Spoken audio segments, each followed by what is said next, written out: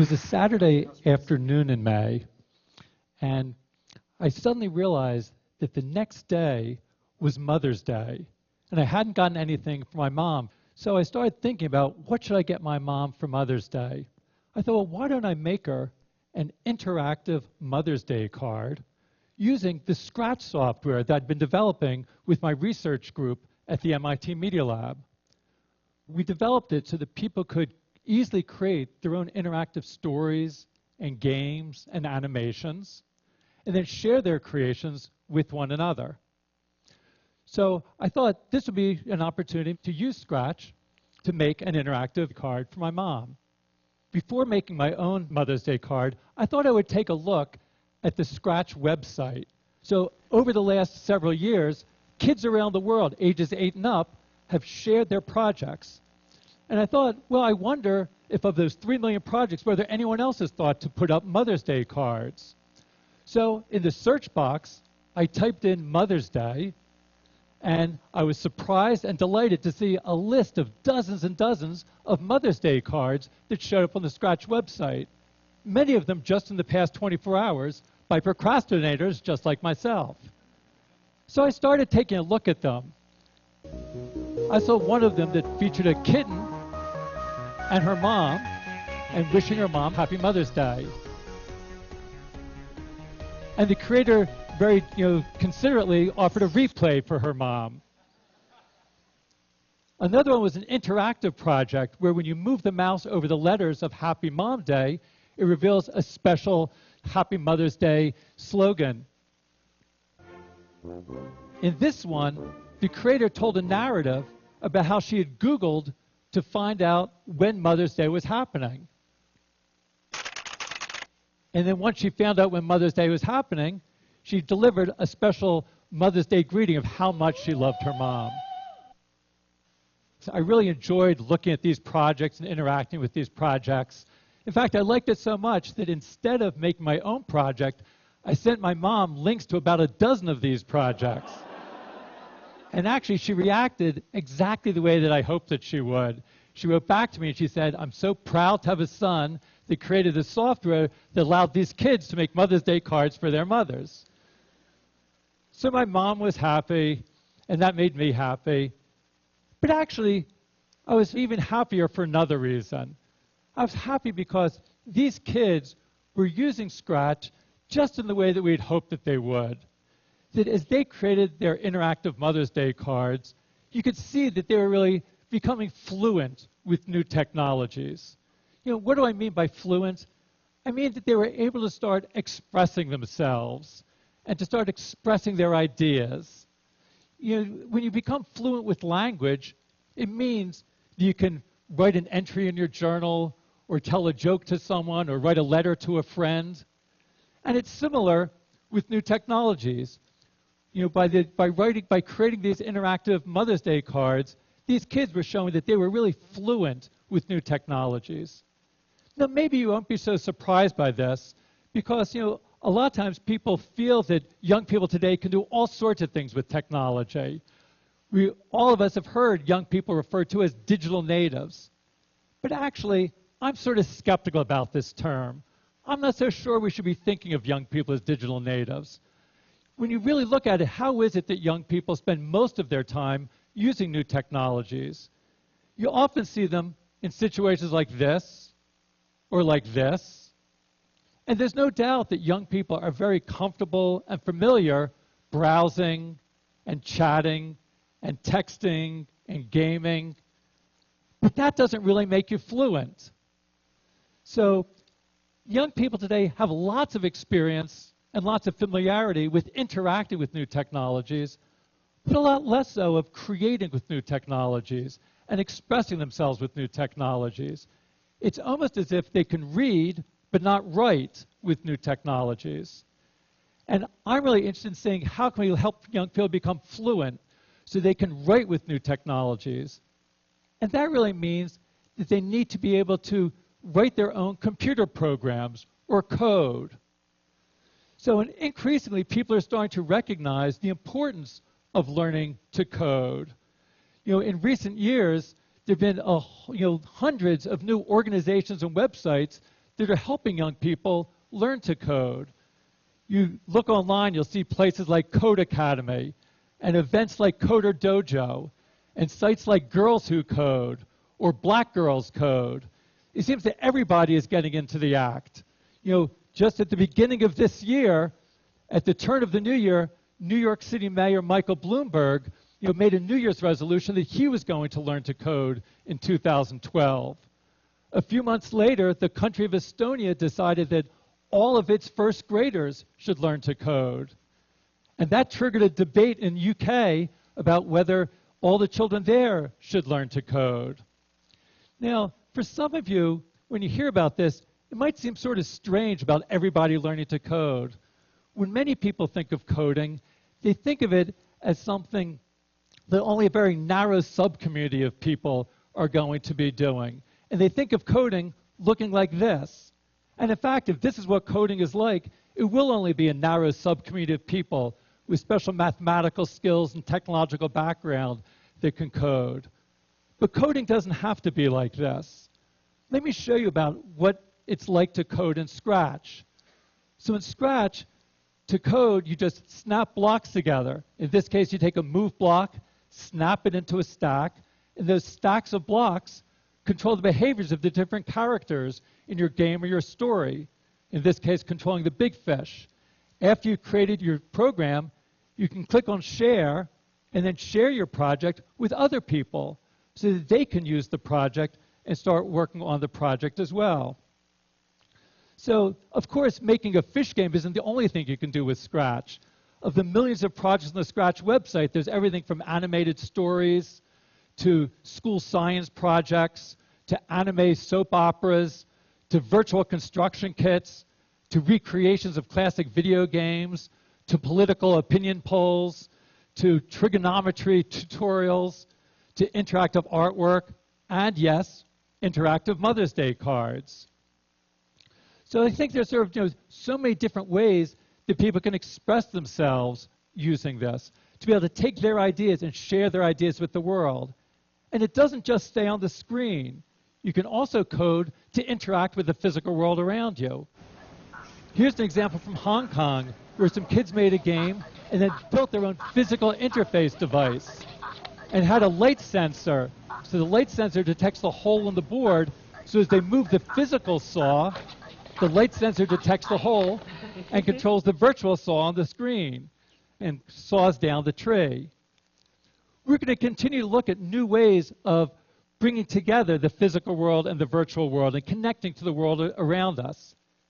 This is an example from a new version of Scratch that we'll be releasing in the next few months. And we're looking again to sort of be able to push you in new directions. Here's an example. It uses the webcam.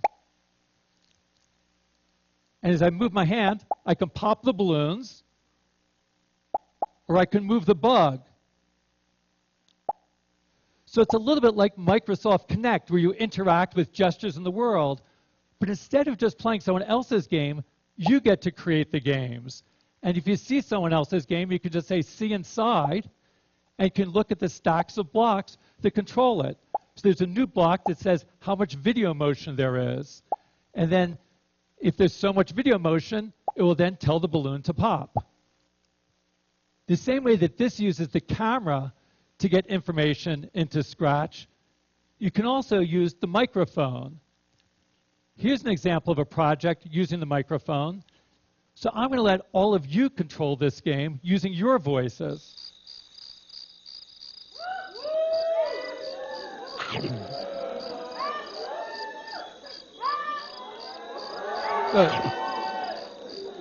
So maybe control yourself.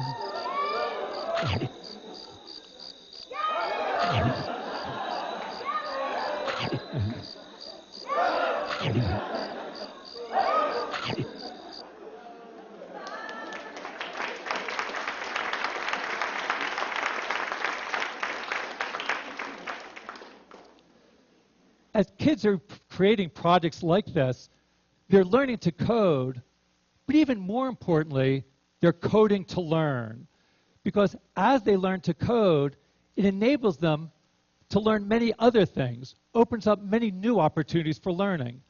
Again, it's useful to make an analogy to reading and writing.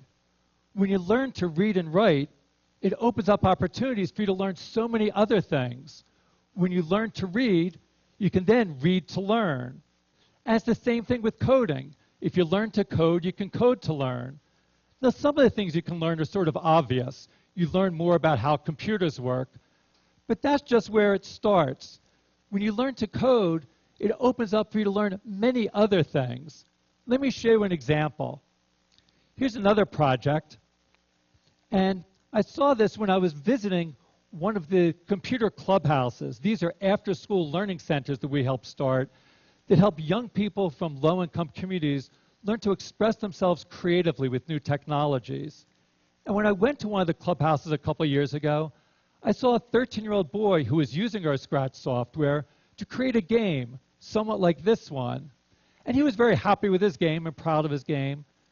But also, he wanted to do more. He wanted to keep score. So this was a game where the big fish eats the little fish. But he wanted to keep score so that each time the big fish eats a little fish, the score would go up and it would keep track. And he didn't know how to do that. So I showed him that in Scratch, you can create something called a variable. I'll call it score. And that creates some new blocks for you. And it also creates a little scoreboard that keeps track of the score. So each time I click on change score, it increments the score. So I showed this to the clubhouse member. Let's call him Victor. And Victor, when he saw that this block would let him increment the score, he knew exactly what to do. He took the block and he put it into the program exactly where the big fish eats the little fish. So then, each time the big fish eats the little fish, it will increment the score, and the score will go up by 1. And it's in fact working. And he saw this, and he was so excited, he reached his hand out to me, and he said, "Thank you, thank you, thank you." And what went through my mind was, how often is it that teachers are thanked by their students for teaching the variables? It doesn't happen in most classrooms. But that's because in most classrooms, when kids learn about variables, they don't know why they're learning it. It's nothing that really they can make use of. When you learn ideas like this in Scratch, you can learn it in a way that's really meaningful and motivating for you. You can understand the reason for learning variables. And we see that kids learn it more deeply and learn it better. Victor, I'm sure, had been taught about variables in schools, but he really didn't. He wasn't paying attention. Now he had a reason for learning variables. So when you learn through coding and coding to learn, that you're learning it in a meaningful context, and that's the best way of learning things. So as kids like Victor are creating projects like this, they're learning important concepts like variables, but that's just the start. As Victor worked on this project and created the scripts, he was also learning about the process of design, how to start with a glimmer of an idea and turn it into a fully fledged functioning project, like you see here. So he was learning many different core principles of design, about how to experiment with new ideas, how to take complex ideas and break them down into simpler parts, how to collaborate with other people on your projects, about how to find and fix bugs when things go wrong, how to keep persistent and to persevere in the face of frustrations when things aren't working well. Now, those are important skills that aren't just relevant for coding. They're relevant for all sorts of different activities. Now, who knows if Victor is going to grow up and become a programmer or a professional computer scientist? It's probably not so likely. But regardless of what he does, he'll be able to make use of these design skills that he learned, regardless of whether he grows up to be a marketing manager or a mechanic or a community organizer. That these ideas are useful for everybody. Again, it's useful to think about this analogy with language. When you become fluent with reading and writing,